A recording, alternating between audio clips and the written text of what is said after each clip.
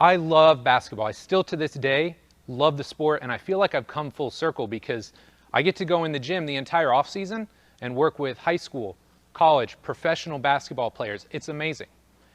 But this crazy thing happens, like, you know, as you get older, these kids stay the same age and you just keep getting older. So for me, it's been this parallel of, man, I love working with basketball and I want to help these basketball players get the most out of their body. But then there's also this selfish side of, hey man, I'm not getting any younger. How do I continue to take care of myself so that I can be on the floor for 6, 7, 8 hours a day?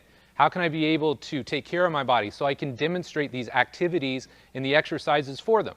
Never going to look as good as a guy that jumps, 40 inches and plays in the NBA, but with a certain level of proficiency, I can go and demo any of these activities for them.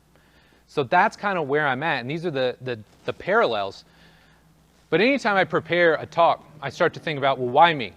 What makes this unique? How can I help you get more out of this via my knowledge or my experience?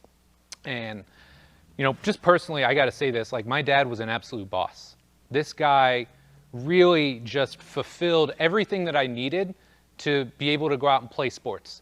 So whether it was soccer, little league baseball, football, volleyball, basketball, literally I played them all. This guy drove me all over God's creation to go watch and play sports. Probably epitomized by my sophomore year, I joined an AAU team. And again, we live way in the country. And there's this little high school. It's like an hour away. It's the exact opposite direction of where we live. This guy drives me an hour for an hour practice and then another hour back home. So out of 3 hours, 2 hours are spent in the car. He helped facilitate and drive this love of sports that I have. So, man, appreciate you, Dad. Thank you for doing that. But for me, then it was like, okay, well, how can I do that for my kids? Because one of the only issues was this guy lived a life of hard labor. Grew up playing football. Again, this is in like the 60s. He threw hammer in college. So there were aches and pains. He'd come home. My mom owned a farm, so he'd literally work in the fields, work on tractors. So like there were just days like, he's like, dude, I can't throw a baseball, or we're playing basketball. He's like, my knees hurt. I don't really feel like I can go today. So this was instilled in me. This was baked into me at such a young age. I always thought to myself, man, my dad is awesome. How can I do this for my kids? How can I be there for them physically? And so just like in the last year, my son plays baseball. I coach his baseball team. I can go out, I can throw an hour of batting practice to these little kids, shoulder doesn't hurt. Or my daughter, she leveled up to an 11v11 soccer field this year. Well, I can go out the entire summer as she has to like get her conditioning up and do all these runs. I can go out, I can condition with her, and I'm good to go. So I think that's part of it, right, is being there physically for my family. But there's another level to this too. And without getting too morbid, I think there's a point in all of our lives where we start to recognize our own mortality. And for me, this happened maybe earlier than most, but in my early 20s, one of my best friends from college took his own life. And I think anytime you have to bury somebody that is your friend, somebody that's close to your age, it's different when they're a grandparent and they're maybe a little bit older. When you start to bury people that are your age, it really puts things in perspective. So losing my friend Ryan, that was hard. Now 15, 20 years later, now I'm losing people that are my age to cardiovascular disease, to cancer. So I think all of these things help you just start to pause and recognize, like, I'm not immortal. How can I increase my lifespan? How can I increase my health span so that I can be not only like living for as long as possible, but living as best as I can for as long as possible? So as I've gone through this, and Joel and Luca and I have had all these discussions, it's made me start to think about like, what drives a lot of this? What's important to us? And I think one of the things we have to ask is, what happens as we age? Like, what physical qualities decline? Because like any good training program, you kind of figure out where you want to go, and then you reverse engineer it. So what happens as we age? And then how does that evolve our training programs? Because if you're still doing the same training program at 50 that you were at 20, I think you're probably doing something wrong, unless you had a great training program when you were 20 years old. So the goal here is to start to become more forward thinking. And we all have this perception of what it means to be old. I'm sure some people watching this think, oh, Mike, he's 45, he's old. Well, I have a perception of what old is as well. But how do we get more forward thinking with this? How do we start to think about, hey, at 60, 70, 80 years old? How do we grow old gracefully and start to really enjoy some of these later years in life versus just living them?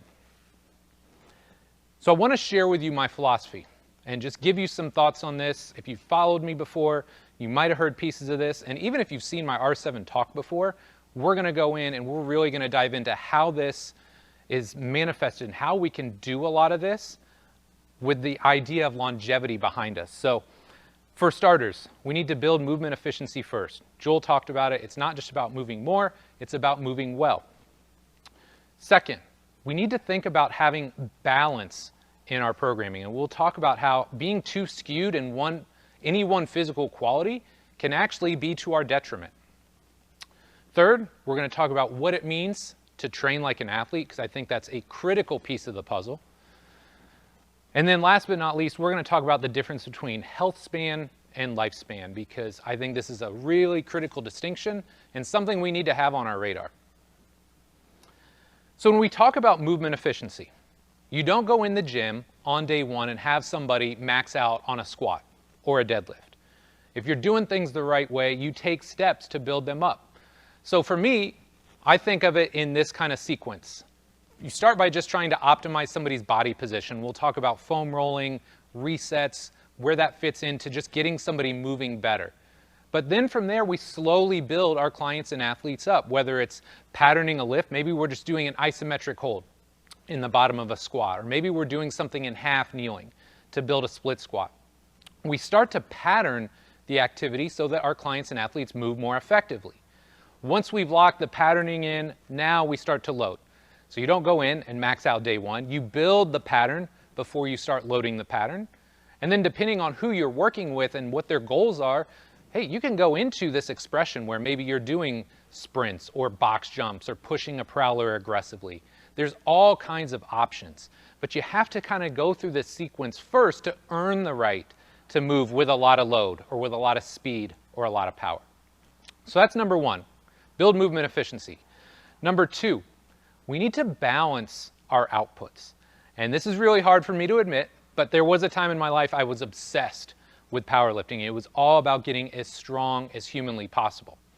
But when we're looking at it through this context or this lens of longevity, there's more to it than just strength. So when I'm trying to balance somebody's physical outputs, I'm thinking about, yeah, I want them to be strong enough. Two, I want them to have power output. Number three, I need conditioning, and Joel's going to do a deep dive on this, but we need a certain level of conditioning to make sure that they age the way that they want. And then last but not least, we need to make sure that they are preserving their mobility, because we all know, like, look at a 40 versus a 60 versus an 80-year-old walk down the street. It's very evident that mobility loss is a real thing, and we need to do whatever we can to try and prevent it. The third mantra, the third piece of my philosophy is to train like an athlete. And I got a quote from Gandhi here, my guy. But Gandhi is famous for saying, first they ignore you, then they laugh at you, then they attack you, then you win. And I try not to be the salty old strength coach, because 15 years ago when I started talking about this concept of training like an athlete, man, I was like vilified. There were so many people, the internet trolls are coming out and they're like, oh, what do you mean? Like, you're going to have your clients do 40-yard sprints and max box jumps? No, you're not going to start with those activities, but that doesn't mean we totally forget about training things like power development, like building conditioning. And I think this is where we need to have that idea of balancing our physical outputs, right? I like to think of it like the spokes on a bike. If all you focus on is strength, right? Well, now the spokes on your bike are lopsided. Versus if, hey, strength is important, but so is power, so is conditioning, so is mobility. Now you've got this wheel that spins very effectively. So don't get so focused on purely strength or purely power. All of these physical outputs are important, and our goal as we try and age gracefully is to try and balance them.